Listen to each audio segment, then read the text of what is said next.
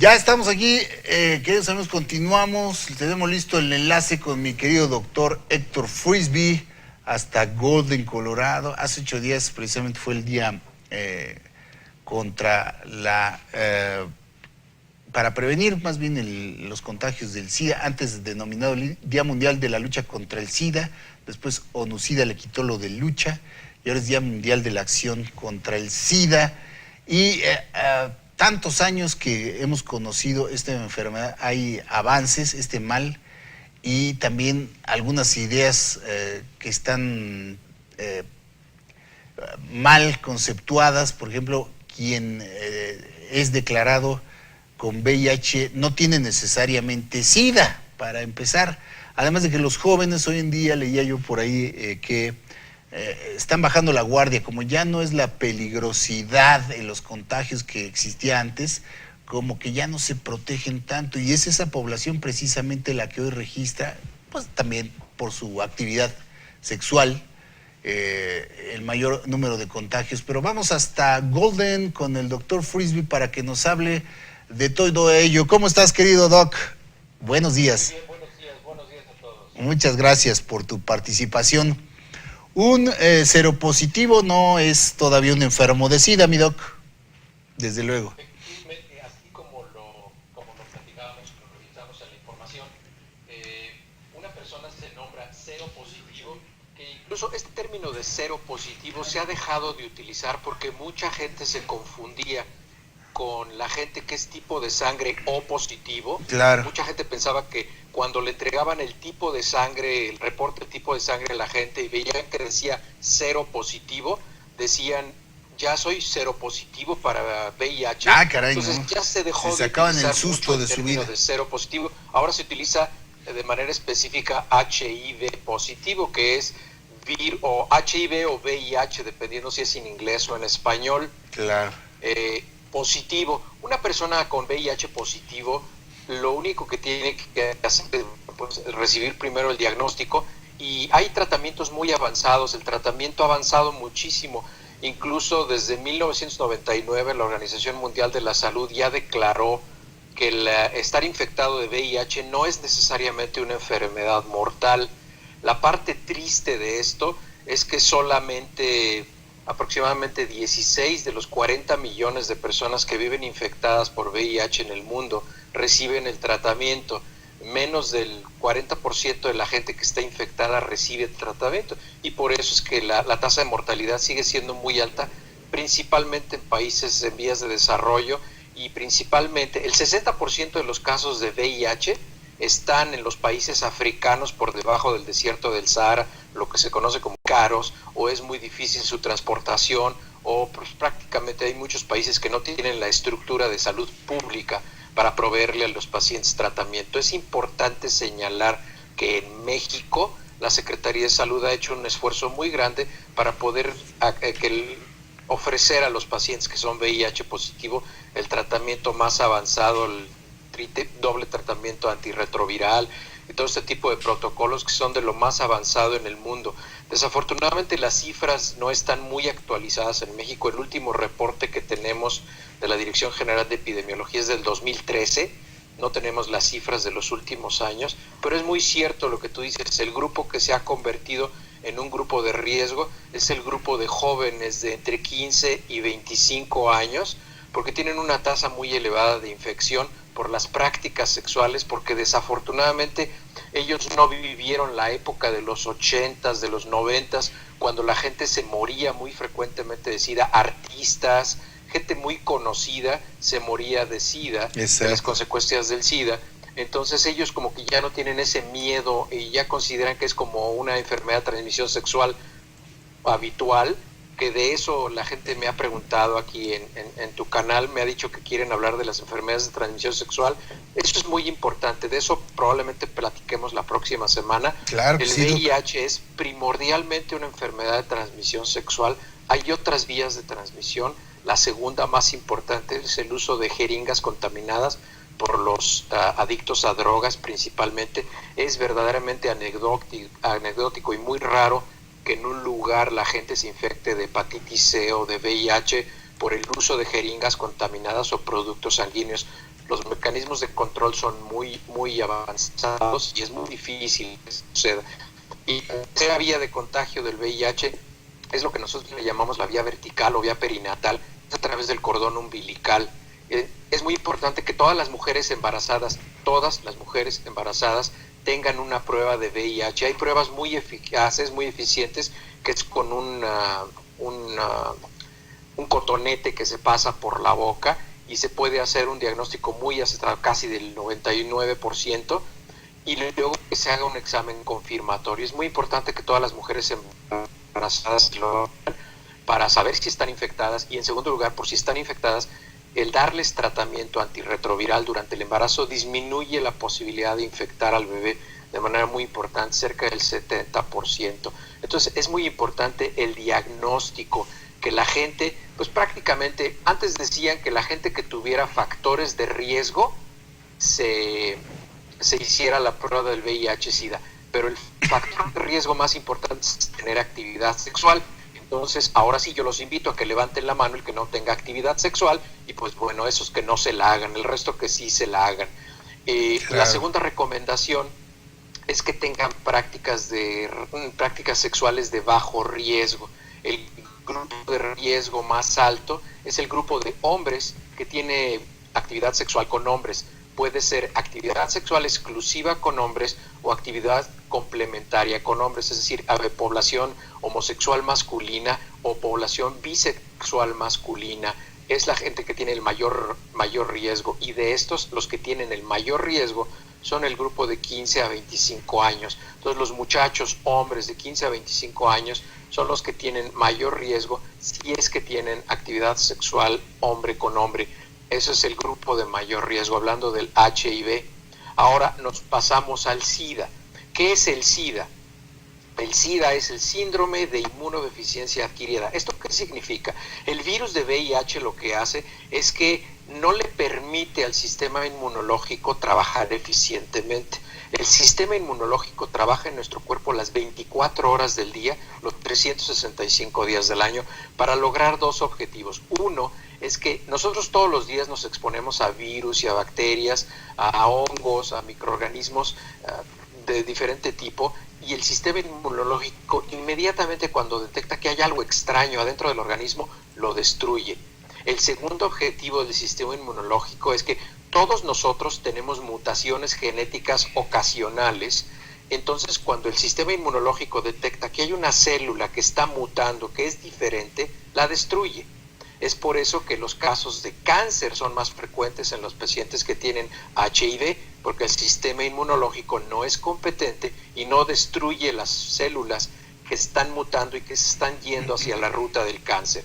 Entonces, cuando una persona tiene una enfermedad inesperada, es una persona que nosotros tenemos que estudiar para ver si su sistema inmunológico no está fallando. Ahora, la causa más frecuente, y esto es muy importante que la gente lo escuche, la causa más frecuente de deficiencia inmunológica en un país en vías de desarrollo como México es la desnutrición, no el VIH. Claro. Todos los niños que tienen desnutrición, que viven en la sierra, o incluso niños que tienen una nutrición de mala calidad, que viven en las ciudades a base de puros carbohidratos, son personas que no tienen la capacidad de desarrollar un sistema inmunológico.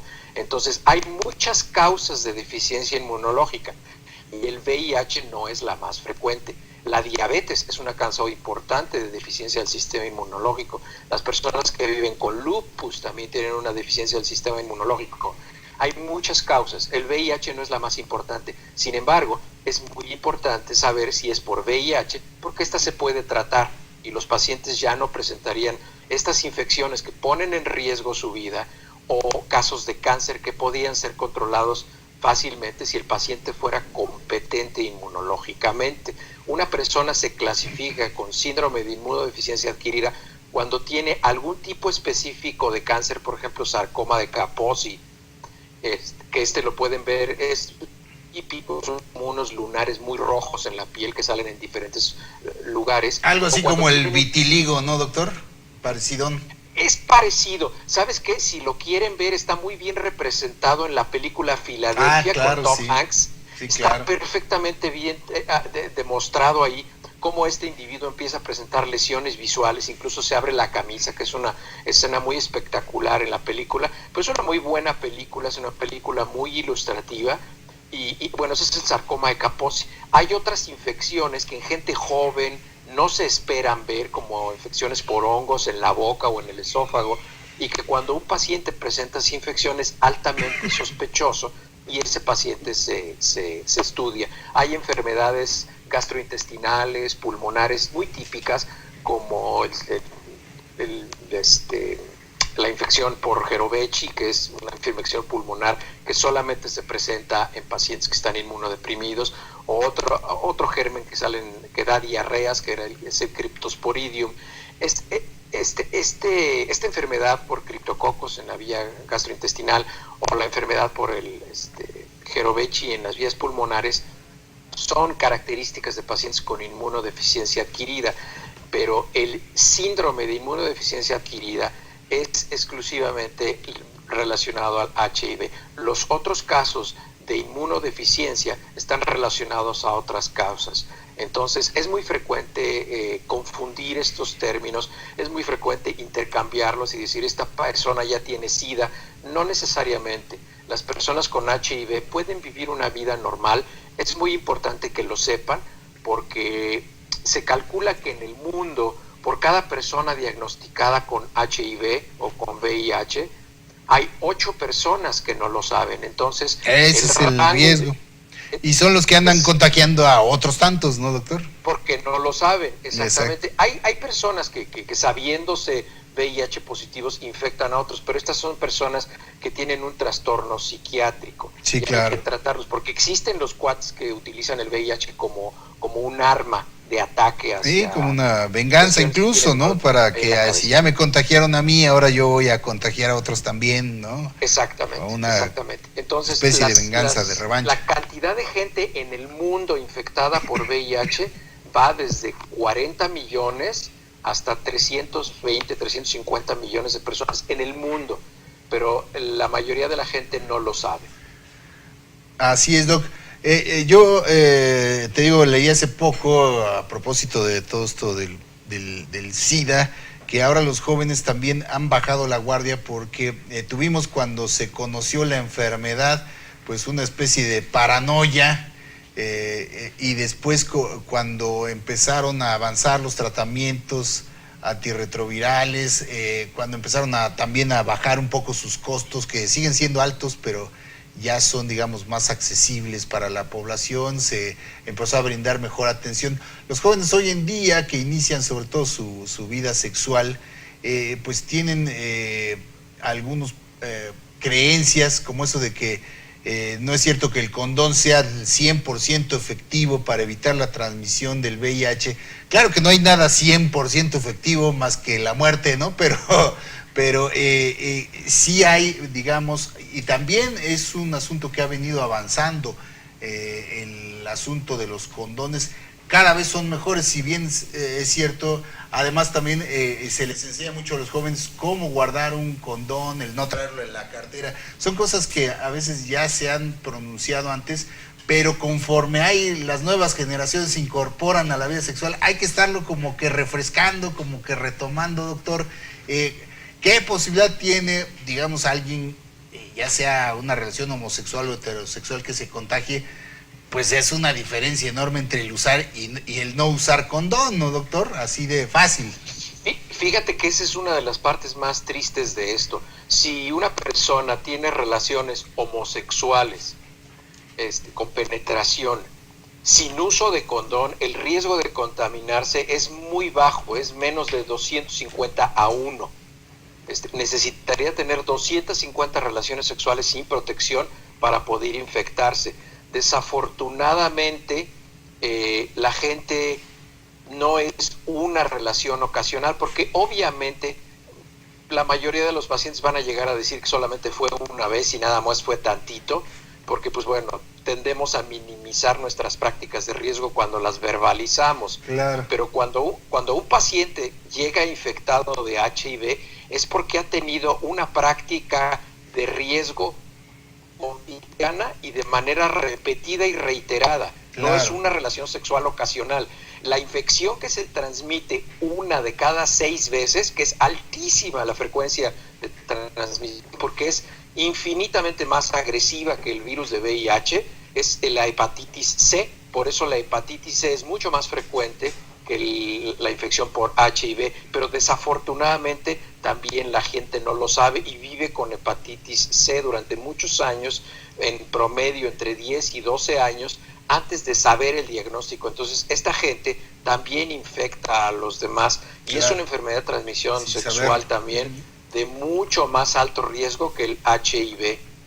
Claro, pero desde luego, como tú dices, pues el no usar el condón, pues es que prácticamente jugar a la ruleta rusa con 6 balas en el tambor, doctor, pese Así a lo es. que se diga, ¿no? Si bien no Ya. hay una seguridad al 101%, sí es mucho más preferible seguir promoviendo el uso del condón, no solo para el VIH, sino para todo ese tipo de enfermedades, incluso el cáncer cervicouterino también, ¿no, doctor? Se transmite mediante la Así es. relación sexual. A partir de 1989, el cáncer cervicuterino fue declarado una enfermedad de transmisión sexual, porque no hay cáncer cervicuterino que no esté vinculado con el virus de papiloma humano. Y el virus de papiloma humano, la única manera que tiene de acceder al cuello del útero es a través de una relación sexual. Entonces, el cáncer cervicuterino es una enfermedad de transmisión sexual. Entonces, mira, la utilización del preservativo, del condón, es una muestra incluso de respeto hacia ti mismo. Es algo que se tiene que fomentar mucho en los jóvenes, pero tiene que empezarse a empezar a hablar acerca de la sexualidad como algo esperable en un individuo, porque todavía hay lugares en los cuales incluso la idea de tener relaciones sexuales se considera algo sucio. Entonces, el pensar en sexo no es algo sucio. O sea, eso es un error que todavía prevalece en culturas judeo-católicas como la de México, como la de aquí de Estados Unidos, que incluso los pensamientos sexuales son pensamientos sucios, están vinculados con la suciedad. Y no, la sexualidad es una parte de la actividad humana que entre más se practique de manera más responsable y más inteligente, como cualquier otra práctica, como manejar, requiere responsabilidades, requiere educación y requiere información. Es una necesidad fisiológica, podríamos decir, doctor, ¿no? El sexo. Es una necesidad física, pero fíjate que si tú la filtras y la vinculas a procesos intelectuales y a procesos emocionales, deja de ser una necesidad física, y el día que tú descubras que tu necesidad física sexual la transformas en una necesidad emocional, porque tú amas a una persona, ese momento tu sexualidad como que sube 2 escalones de nivel y se convierte en una actividad intelectual, y eso te hace una mejor persona. Mientras continuemos considerando la sexualidad como una actividad meramente fisiológica, pues la verdad es que difícilmente encontraremos una diferencia entre orinar o cualquier otra necesidad fisiológica con el tener relaciones sexuales. Y la sexualidad, yo creo que la gente que llega a tener una sexualidad plena es la gente que es muy inteligente, y desafortunadamente pues no es la más. Exactamente, muy inteligente, muy informada sobre el sexo, ¿no, doctor? Y perdón, pero me recordó esto un chiste que decía, papá, el sexo es sucio, si lo haces bien, sí, mijito. Pero en realidad... Hay muchísimos chistes que ya después los platicaremos cuando hagamos una cena, cuando me dé una vuelta a México. Claro que sí, mi doc. Es muy importante la educación sexual, es importantísima, y es un capítulo que se pierde en muchas sociedades, incluida la de aquí de Estados Unidos, porque el VIH-Sida sigue siendo un problema. Es más, déjame platicarte que aquí en Estados Unidos, a partir del 2014, empezó a haber una epidemia de sífilis, ya no de HIV, de sífilis. La sífilis está regresando, y está regresando justamente por el fenómeno que tú mencionabas. Como la gente ya no se muere por tener prácticas sexuales de riesgo, dejan de ser cuidadosos al tener actividad sexual. Exacto. Y entonces están regresando enfermedades que pensábamos que ya pertenecían a la historia, pero la sífilis está regresando y de manera muy fuerte. Y como las bacterias y los virus van mutando, ya son resistentes a los antibióticos tradicionales. Exacto, entonces, lo que decíamos la vez pasada. Hay casos muy serios de sífilis y lo más triste de esto de la sífilis es que la sífilis congénita se está empezando a ver. O sea, los niños nacen infectados de sífilis. Y Qué eso barbaridad. es verdaderamente triste, porque los Terrible. niños nacen con retraso mental, ceguera y una serie de cosas que son lamentables, verdaderamente. Es una enfermedad terrible como la que más, doctor, y luego se desestima porque ya se consideraba, como dices, algo del pasado. Por eso la importancia, mi doc, de volver a tener este tipo de conversaciones y de promoverlas, claro, para que los jóvenes, te digo, a lo mejor nosotros que ya tenemos andado el camino, pues ya sabemos esas cosas, pero quienes se van incorporando a la vida sexual no lo saben, no preguntan, no tienen el acceso y se conforman con, ahora sí que con lo que les dicen, y es ahí donde está justamente ese riesgo, y por eso la importancia de que difundamos información como esta a través de especialistas como tú, mi querido Doc, y por eso te agradecemos tanto tu participación y te mandamos un abrazo. ¿Ya hay nieve por allá o todavía no, doctor? ¿Se niega a caer la nieve?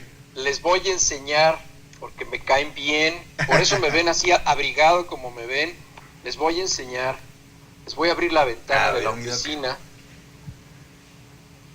Mire, nada más. Esa es la calle aquí, mira. Así es. Nosotros aquí ya estamos en una blanca Navidad. Qué padre, mi doc. ¿Y la temperatura? ¿A cuánto estás? Digo, ahí adentro en el interior pues estás cómodo, pero afuera la temperatura ambiente. A 17 grados bajo cero. 17 bajo cero nomás. Y aquí nos estamos quejando por 8 grados. Con un poquito de viento que hace que se sienta 23 bajo cero. Claro, entonces, factor congelación. Como dirían en el rancho, está fresco. Como que es de hoy, mi doc. Muchísimas gracias, un abrazo. Y nos estaremos conectando la próxima semana, precisamente con, si tú gustas, pues lo dejamos de una vez estipulado, estas enfermedades de transmisión sexual, cáncer cervicuterino, que hay aquí varias preguntas que te está haciendo el auditorio, y yo creo que viene muy bien al tema, sobre todo en esta temporada de fiestas, doctor. Así es, y de frío, que se antoja estar caliente. Exactamente, que se antoja echarse la cobija de tripas encima. Así es, entonces les recuerdo que voy a publicar de lo que platicamos hoy en la página de Facebook para que se metan y me hagan sugerencias y observaciones y me hagan preguntas, porque hay muchísimas preguntas acerca de VIH-Sida y con mucho gusto yo se las contesto.